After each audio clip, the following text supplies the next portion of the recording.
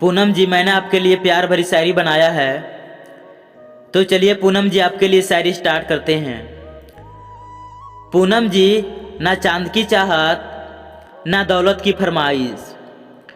पूनम जी, ना चांद की चाहत ना दौलत की फरमाइश। सातों जन्म में आप मिलो, सातों जन्म में आप मिलो।